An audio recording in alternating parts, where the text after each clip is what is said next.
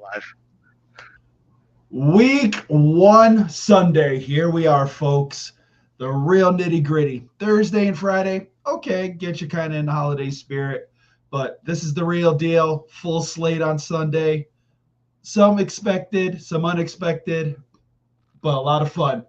Nutmeg, what are you thinking, sir? Well, the first thing I have to note, Bucks McGee, is happy podcast because we get to celebrate a victory Monday this week.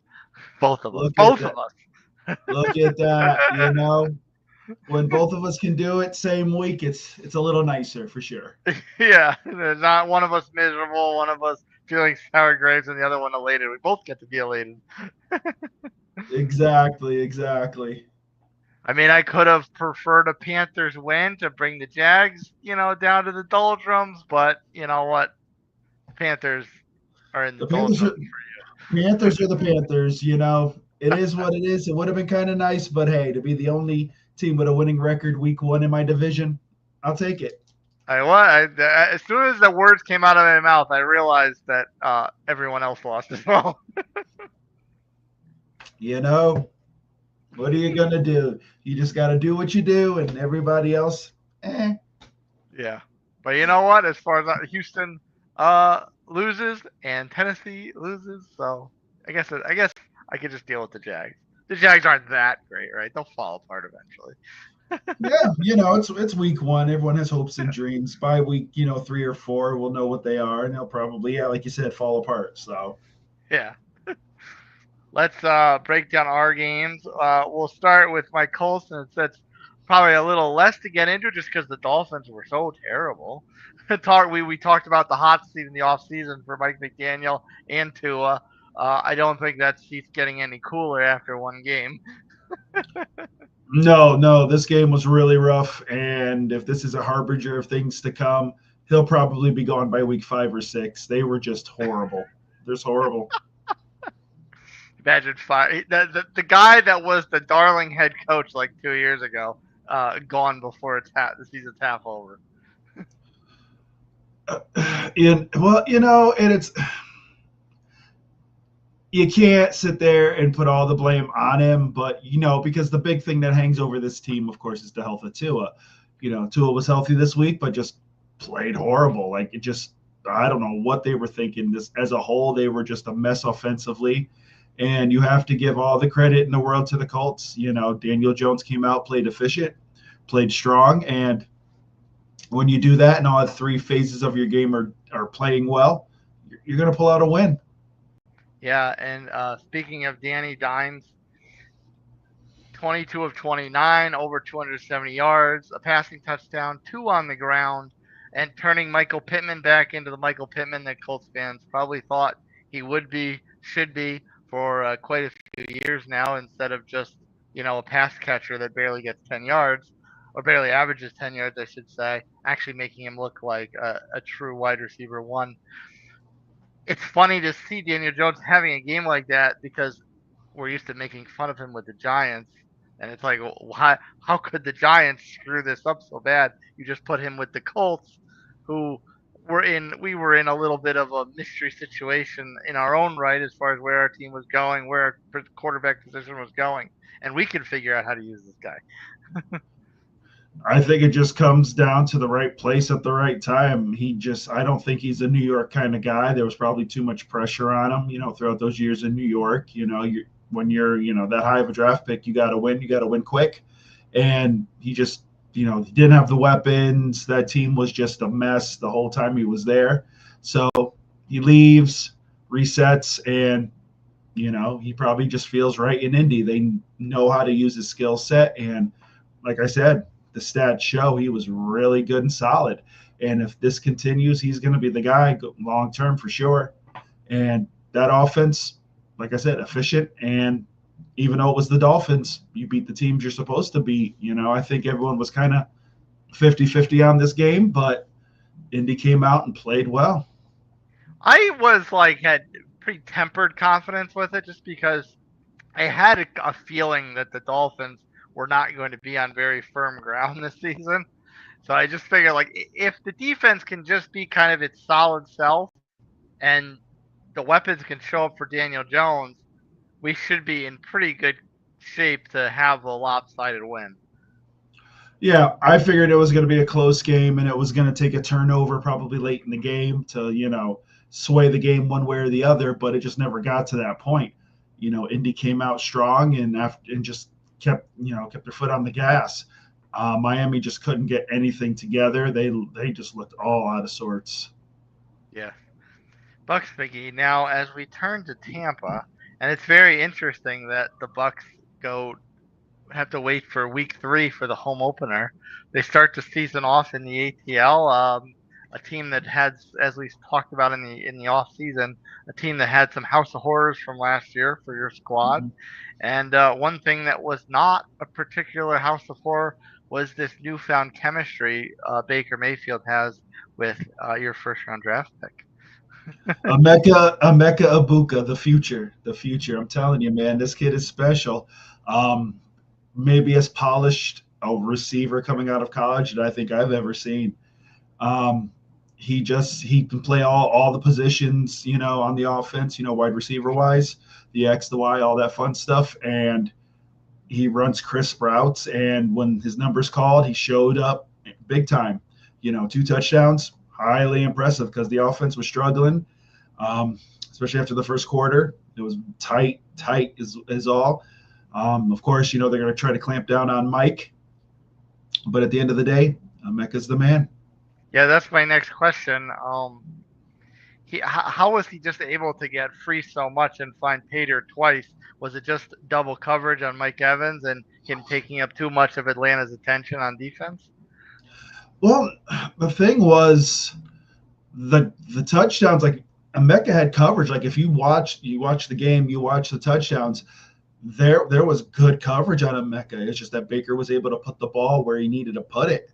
That second touchdown, it was beautiful touch on that ball. It was just out of the outstretched hands of the defender and just put it where it needed to be. But yeah, it was tough on Mike today because Mike usually plays Atlanta pretty well. So they definitely, were keeping an eye on him and keeping an eye on the run game. So you knew there had to be somebody who needed to step up.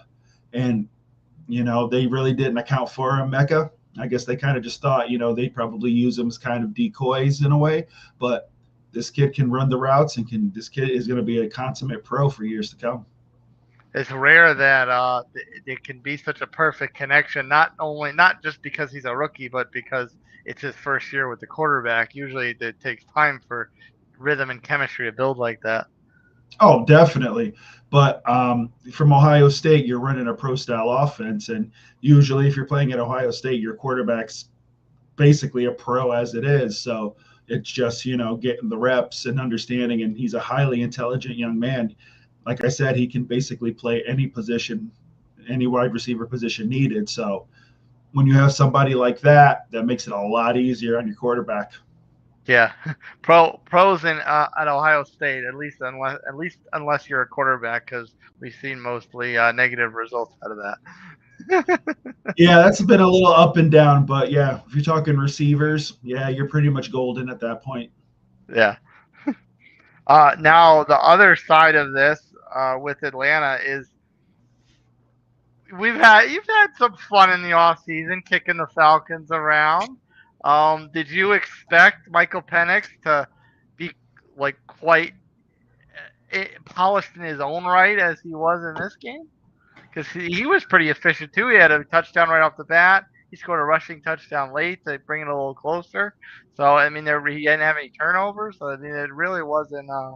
It really wasn't this kid looking over his shoulders like they making a mistake not going back to Kirk. Yeah, no, I was impressed because what was really funny is like the first quarter was heavy run. It was heavy run. It was heavy Bijan and such. But then after that, it seems like they kind of got away from the run and decided, okay, well, we're going to put the game on Penix's arm and let's see what happens. And, he made a lot of clutch throws. I give him credit for that. There were some throws that were overthrown and such. That's just going to come with time and repetition. But overall, I was impressed. He's, I think his only issue are the touch throws. The kid's got a cannon, there's no doubt. But those throws in the tight windows, I think that's something he's got to work on. But the problem now is that for the last 4 or 5 minutes of that game, Drake London was out. So I don't know if I think it was a shoulder or an arm injury, so that's going to be something to monitor. And he's Atlanta's version of Mike Evans. They're similar in the way they play. So it'll be interesting to see what they do with that. But Penix, impressed. Like I said, the only thing he's really got to work on is the touch passes and those in the window tight passes. But overall, give the kid credit. But to tie your 2 points together, if he's very good downfield, but he's got to work on the short game, Drake London is obviously a supreme weapon down the field. So now all of a sudden that becomes a question mark too if he doesn't have his ace target down the field and he still needs to work on the short game as well. Yeah, what's going to happen is they're going to have to rely a little bit, definitely more on the run game, and then it's just going to be, developing, that chemistry with his receivers. Darnell Mooney was out today. I don't know if he's going to be back next week. He's also dealing with a shoulder injury, so I don't know if he's going to be back. I think he was almost a game time decision, so he should be back next week. So it all just depends, what happens health-wise for the receivers, but Penix has really, impressed me, and I think, he's going to be solid. The X factor in this whole offense is Kyle Pitts. He showed up a little bit today, but it wasn't anything spectacular. But Kyle Pitts, he needs to be a part of this offense. If he's not, you're better off trading him off and moving on because he's just, at this point, just a bump on a log. And that's a critical point to Penix developing the short game because you have a short game, you got to have a tight end. Bijan Robinson proved himself to catch plenty out of the backfield, but you also need your tight end. No, exactly. And if for all the talent that Pitts has, if it just doesn't work out here in Atlanta, just go ahead and trade him. Someone will give you something decent for him, but you got to move on. You need a quality pass catching tight end, plus a guy who can kind of block, especially when you've got Tyler Algier in there and such. So it'll be interesting to see how they bounce back, but give kudos to Penix. But at the end of the day, when your kicker can't hit, it is what it is. To the game that is probably going to get all the headlines on Monday. Pardon us, Sunday Scaries faithful. We're just excited about our teams winning. It took us a bit to get to that.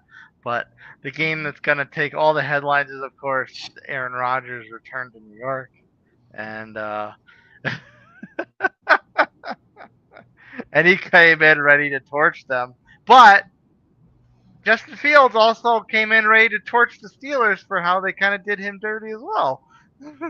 Well, would you have really pegged this game as one of the highest, scoring games of the weekend? I really didn't think it was going to be. No, and to the point where that's would be a concern of mine for Pittsburgh because they're supposed to be a team that hangs their hat on defense and they've loaded up on veterans to be in win now mode. But if their bread and butter giving up 30 points, that's a dangerous game to play to expect Rodgers to put up 30 something every game.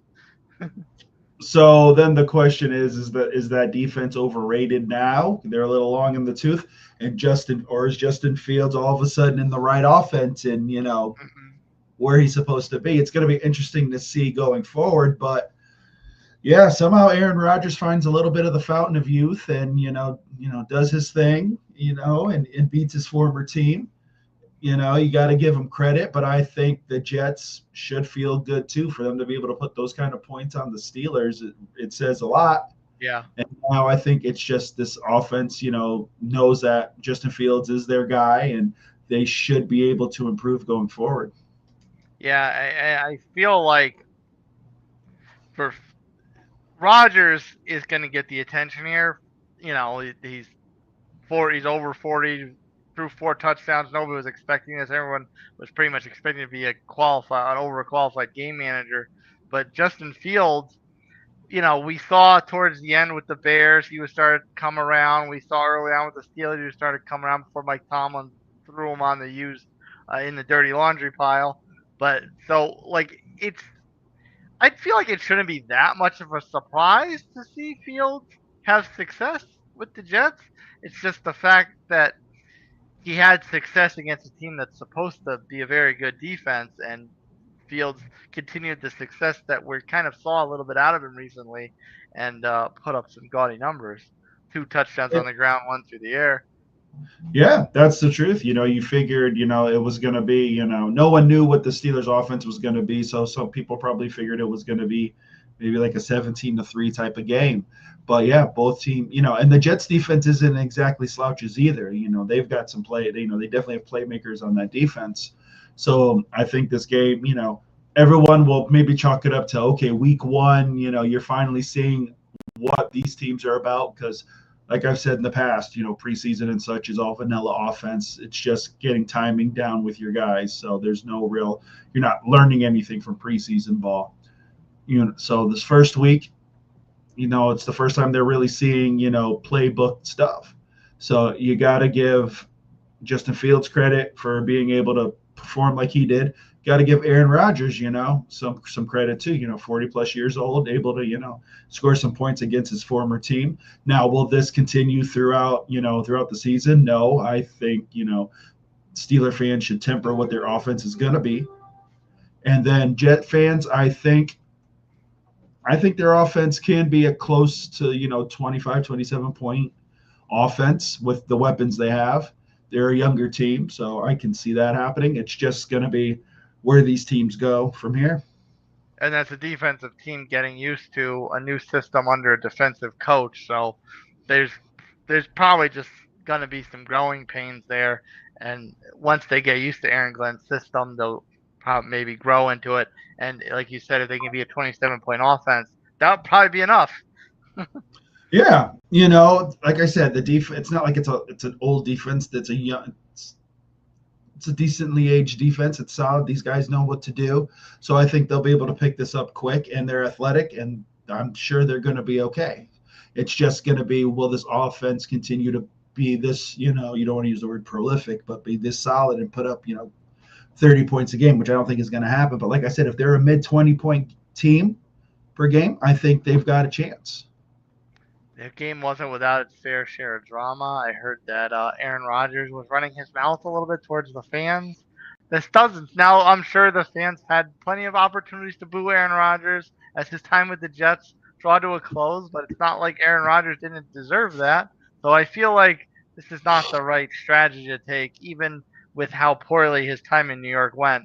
It's not the right move to just go after the fans and run your mouth at them. Yeah, well, you know what you get with Aaron Rodgers. So he probably was going to say a couple things. You figure, being a 40-year-old guy, he'd kind of be like, okay, who cares, whatever. We won that. That's the biggest, biggest thing you got in your pocket. You beat them. You just walk away and just do your thing, because that's Right. At this point, Jet fans, that's all they're hanging their hat on. Now, I can see them being a bit upset. They're like, hey, we invested in you. We couldn't get this from you, last year. First season, you were injured, you get a pass. But second season and if you think about it, you might say almost better offensive weapons than the Steelers had. And you basically you stunk the joint up. Now you go to Pittsburgh and, they're, it's DJ, it's Metcalf and some guys, no one really great. And he puts up 30 plus points. So yeah, they're going to be a little bitter about it. But those are fans. Rodgers, let it go and move on. We saw him struggle to find chemistry with Garrett Wilson, who is a very young, extremely talented wide receiver. And in this first official game with Garrett Wilson, Justin Fields was able to have a very, very effective game with him. So, who looks like they were the problem now? Exactly, and that's what people will latch on to. They're like, well, you did this with this Steelers offense, which is but you had these young, talented guys in New York, and you couldn't get it together. So what was the problem? It's going to be something that when people write books years later about his time there with the Jets, they'll ask these questions. So, yeah. Buccs McGee, will you be in line to read this Aaron Rodgers autobiography? I'm hoping he writes it so I can go in line and have him sign it. Well, we know how often athletes sign things in Florida, so you may have the opportunity to do that.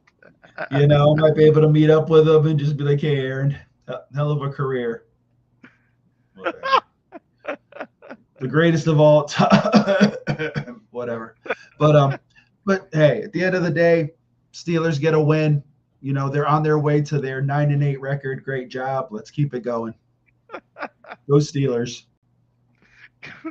We'll keep it in the AFC East. We'll head up to Foxboro. I don't think this was the way Patriots fans thought the variable arrow would kick off to. No. There were some good things in this game. You got to give them some credit. But at the end of the day, somehow the Raiders pull it out. I don't know. I was on the Pats bandwagon. I thought they were going to be able to pull this out, but give them credit.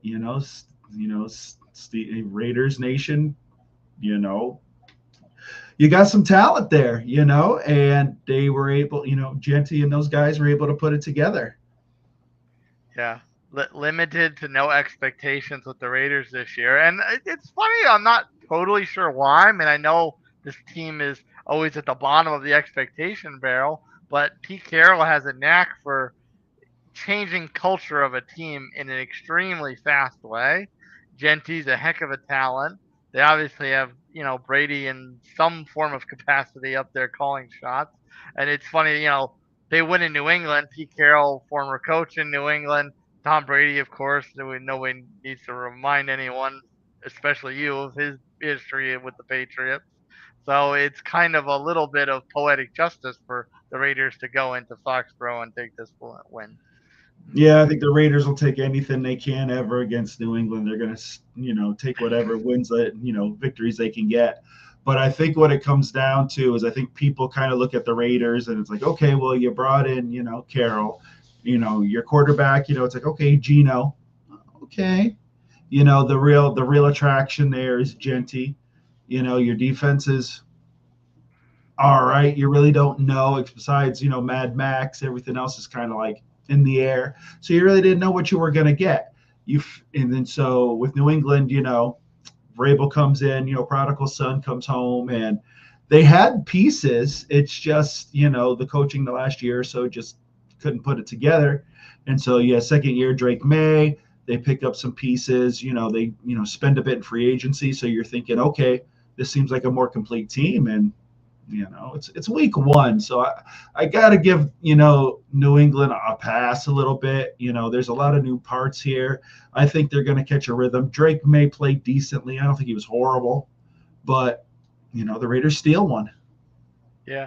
And as far as those two primary on the field additions are concerned, I mean, Geno is someone that always is kind of like left on the scrap heap. The team's picking up. He puts up over 350 yards in this game against the Patriots defense, which is supposed to be very, very good. Never mind the fact that the new head coach is extremely defensive oriented, and Ashton Jeanty, their high draft pick, he goes ahead and scores the go-ahead touchdown. Now, mind you, go ahead in the third quarter, but he scored it and kept them ahead. And aside from an exchange of field goals, that was enough to outlast them. So, the moves they've made, the players they've acquired seem to be working out just fine. No question marks there. Yeah, like I said, I give them credit. They pull it out in New England, but I got to see it week 7, week 8.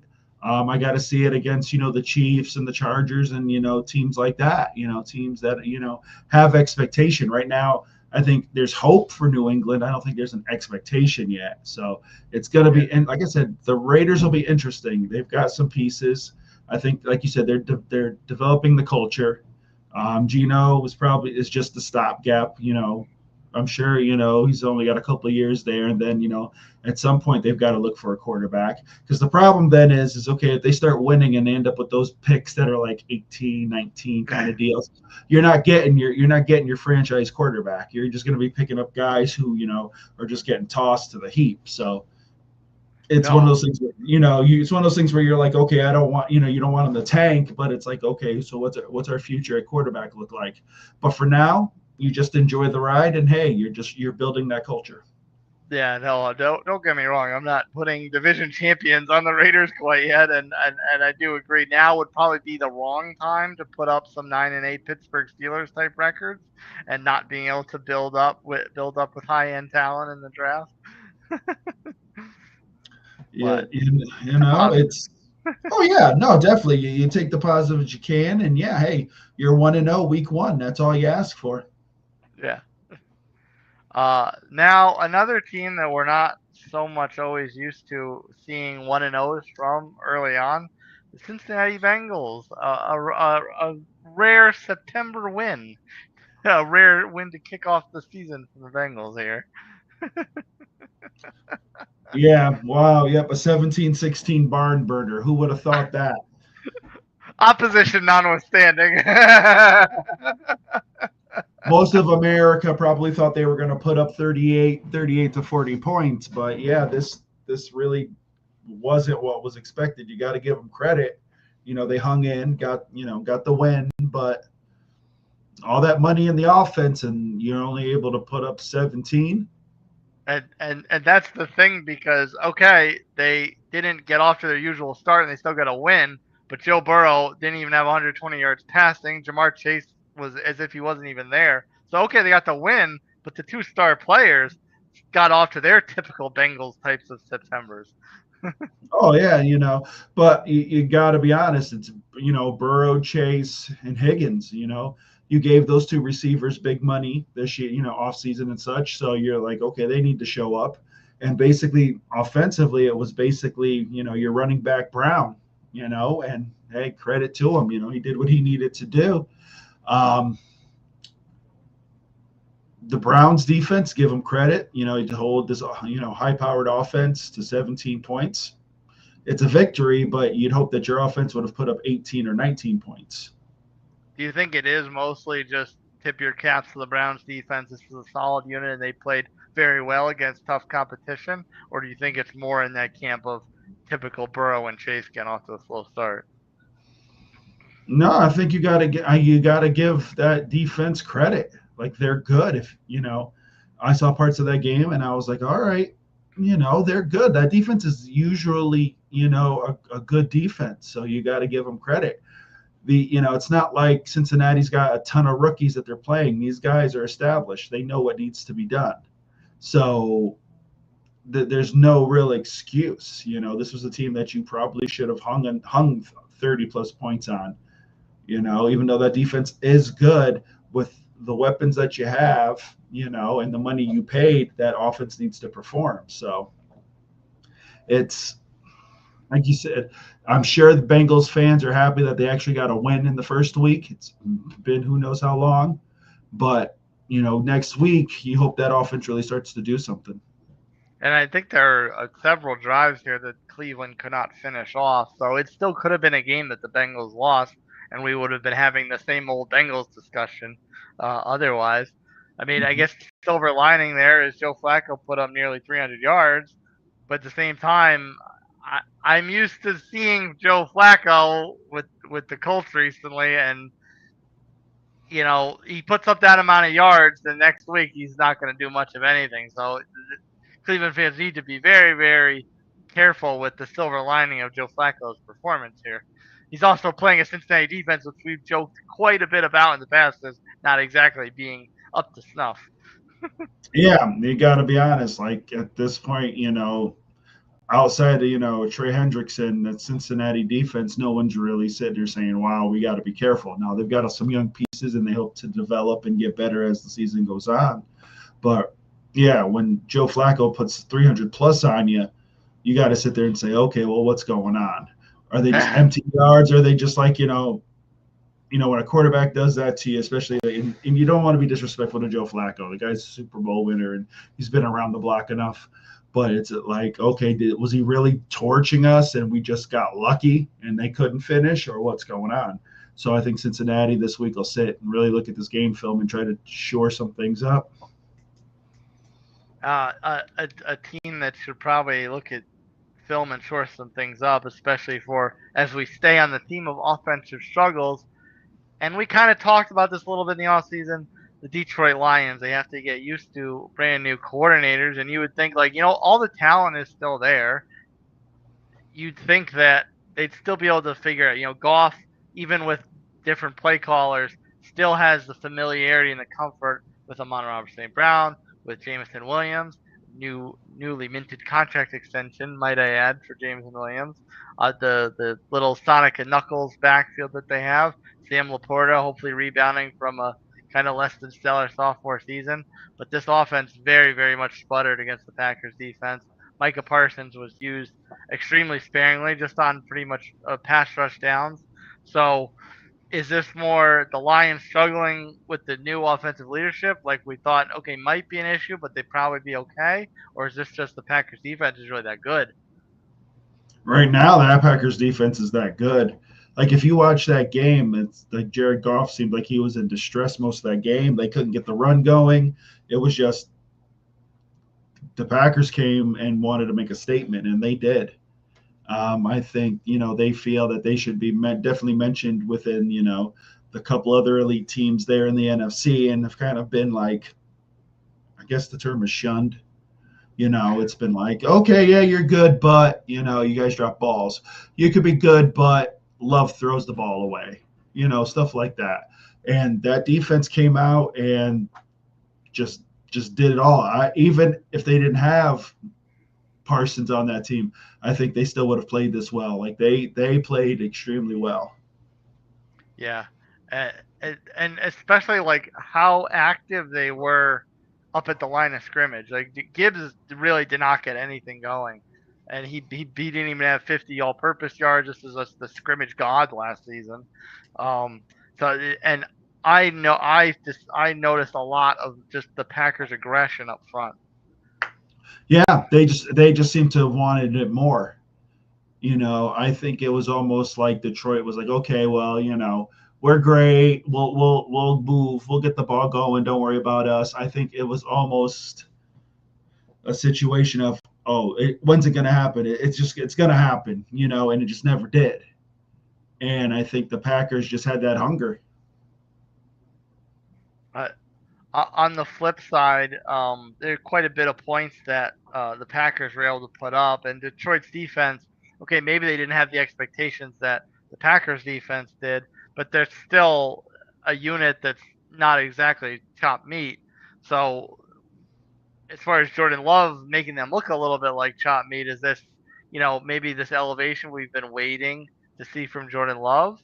Or is it the Lions defense? Maybe they've got issues to work out because we've talked in the past about they're a good unit. They just have to stay healthy, but maybe there's something beneath that. Well, Jordan Love, we always thought he had this kind of potential. It was just A, could he stay healthy, and B, could he make the throws when he needed to? Because there are times where he would just throw the ball away or throw a costly interception. He just sometimes just played out of himself, and he's got the talent. So there's no doubt that what we saw today, this is what he can be. But yeah, part of it too. Yeah, I'm sure Detroit is still trying to figure themselves out defensively. They had the injuries last year on defense, but it was still the fact of the secondary was still kind of rough. They 1 minute they make a great play, the next minute they get torched. So with this new coordinator, it's going to be interesting to see what they become. Now it's like I said, it's only week 1, but now it's going to be okay. Let's see what week 2 is. If week 2 is the same, then there could be some issues. Yes, we put a lot of attention on the offense because that's where all the stars are, and them getting used to a new coordinator. But Aaron Glenn's also with the Jets, and the defense has to get used to a new coordinator as well. It's not just adjustments and new learning period for the offense; it's the defense too. No, exactly. So it's going to be interesting to see if they just bounce back because it was just a hiccup, or they struggle on one side of the ball and the other side picks it up faster. Could be a case where the offense ends up picking things up quicker and they become an offensive team, and the defense struggles a bit. We're just going to have to wait and see. Now, survivor pools across the nation taking a collective sigh of relief because the Tennessee Titans did give the Broncos a run for their money, despite Denver eventually closing this out and putting it on ice behind J.K. Dobbins' cherry on top touchdown at the end there. This game was much closer than it needed to be for the vast majority of it. I think from what it looks like, it's Tennessee. They don't they're just going to go out and play. Like they don't have they went in with an attitude of, okay, why not us? It's week 1. Why can't we beat the Broncos? It looks like they play with some confidence, and that's a good thing. They're going to be a team that needs to develop. It's going to take time with Cam Ward and such. So there's going to be some bumps around the way. But if you can hang with, teams like the Broncos who, have, kind of brought themselves to the forefront, and so, like they surprised us last year. And, right now there's high expectations for them this year. So you got to give them credit for hanging with the Broncos, and the Broncos did what good teams do. You take the best shots, and then, when it's time, you got to finish off a team, and that's what happened. Do you just chalk up Denver kind of struggling a little bit as, hey, it's just another, hey, it's still week 1, or was there anything significant out of this to be like, okay, sophomore slump for Bo Nix? No, it's week 1. I think you can't really say anything about sophomore slumps till like week 4, week 5, when there starts to become a pattern of, okay, well, what's going on here? Like last year, you were able, things were going well, and now it's what's going on. It seems like you've lost some things. So no, week 1, if it's 2 veteran teams, all bets are off at that point. You can sit there and say, well, these guys know what to do. When it's young players, then you kind of have to give them, I think, a kind of a pass and let's see what happens, because it wasn't like we were yelling sophomore slump last year right off the bat for CJ Stroud. Like we waited a little more than half the season, and we were like, okay, something's not right here. So yeah, but Denver wins. It doesn't have to be pretty all the time. You're not going to have, beautiful 30 for 39 games for 313 and 3 touchdowns. And your uniform's pretty much crisp the whole time. Like you're going to get teams that are going to give you their best shot. And those are teams usually, especially, they're trying to prove something. And the Titans became close, but they're going to hang their hat on that and now move on. But Denver will be all right. To bring an earlier conversation full circle with this topic, is there more with your note about if it's veterans teams, that's a different type of reactionary thing? You think there's more to be concerned with the defenses of the Steelers and the Jets from, a 70-point type of game versus a game like this with young teams, Denver and Tennessee, and things maybe not necessarily going in the way they thought it would?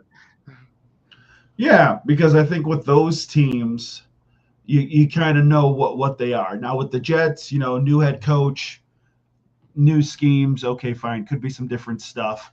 But for the most part, you know what those players can do. You know what their strengths, what their weaknesses are. So you kind of can figure it out in a way. Tennessee's, new quarterback. It's all new and fresh, so you're still trying to figure what they are. They're trying to figure it out. Are they gonna be a real like run heavy first team? I don't think so. I think they'll be a nice play action type of squad, which will work for them. But I also believe that, maybe there's going to be games when Cam Ward takes the arm and says, all right, I'm going to carry you guys. Let's do it. They've got to find their identity. So these kind of games, you kind of don't know. Week 1 is just, fickle that way. When the new guys come in, it's like, okay, what can they do? What can't they do? And then as the season rolls on, that offense starts to evolve, and they become what they become. As we turn our attention towards this game this evening, this is a fun one because it's a team that is a former tenant in your fraudulent motel, and one that could very much see a future inhabitants in that should this season not result in championship aspirations. The fraudulent penthouse. Yes. Former member Buffalo. They were there for 2 years. They ran that shack, but last year they became a better team last year. Let's be honest. Got rid of Stephon Diggs and some things, and actually became more a cohesive unit. Now you have them, and then you have the Ravens, who Every year we're like, okay, this is the year. This is the year. They're going to take out the Chiefs. They're going to be the AFC, representative. Now is the year. If it doesn't happen this year, then yes, they take their rightful place as renters in the fraudulent penthouse. This game also holds a bit more juice to it since the Chiefs lost on Friday. So it's going to be one of those things where whoever wins this game, even though it's only week one, you're like, okay, well, maybe they're kind of in the driver's seat for the AFC. It's early. It's week one. You shouldn't be having these conversations. But because of how basically these three teams, Chiefs, Ravens, and Bills, have been put on that pedestal as, okay, these are the three teams that are going to battle for the AFC, this game holds a lot. Yeah, two of the three lose right off the bat. One, of course, at the hands of the other, and only one of them victorious. It's a early little confidence boost, beat your chest a little bit. Oh, exactly. But then you're sitting there, you're like, all right, well, we kind of have this little bit of an edge. Let's keep it going. You don't want that to fall apart. And then the other team is like, all right, man, well, we lost, so we got to figure this out quick. And as we noted in the offseason, they all play each other early. The Bills and Chiefs game is a little bit halfway through the season. The Ravens Chiefs game, I believe, is in a few weeks. So like we're gonna see them, this kind of these two losing right off the bat. We're gonna see some more formation out of this a little more earlier than later. Oh yeah, right now I'm telling you, right now it's gonna tonight will be interesting because you're gonna see these teams and then you're gonna wonder whoever wins, okay, or was it, depending how this game goes, was it a dominant win? Because then everyone's going to be like, okay, well, this is the team. This is what we thought they were. Or if it's something where, something weird happens and ends up being like 17-13, we're like, okay, well, all right, well, so-and-so, I guess, is the leader in the clubhouse right now, but they didn't wow us. So it's gonna be interesting to see. This is the game everyone wants to see where they stack up, and especially the Chiefs because they've got a hard game coming up next week against Philly. So they're like, all right, well we got to see who whoever loses here, we got to make sure we win next week to leapfrog them. How different is the connotation of this is the year, this is the year, this is the year, this is the year of the Bills from multiple years past versus the Ravens this year? Like how different did that feel in regards to Buffalo for many years versus the Ravens now? Well, I think the Bills probably sit there and say, okay, we've got to beat the Ravens because they saw, okay, Chiefs lost already, so it's like, all right, well maybe they're not who they were anymore. So it's like, okay, so now maybe they just focus more on the Ravens. They say, okay, the Chiefs are always going to be there, but they're not what they were once before. So now it's like, okay, the Ravens could be the team that we need to leap. So we need to figure it out. Almost saying there's more pressure on the Bills than the Ravens then. Well, honestly, at the end of the day, I honestly think there's more pressure on the Ravens because the Ravens have been, for the last 2 years or so, we're supposed to be the team to take out the Chiefs and move on. And they've had, tough losses and things like that. So, and they had their roster is one of the best in the league, no doubt. If you look at both rosters tonight, you would give the edge to the Ravens, no doubt. So now it's one of those things where the Ravens, it's all laid out for them. So it's either you put up or you shut up. We'll find out if they do just that in a mere few moments. Buccs McGee, sir, enjoy the game tonight. Take us off air with your final thoughts of this first NFL Sunday of 2025. Oh man, week one, and oh, was it a good one? Jets fans have hope. You guys played solid. Got to give you credit for that. Colts fans, Danny Dimes is your guy. Miami, just hang it up, move on. It's all right. There's always next year. Baker always bakes. And Atlanta, that's what you get.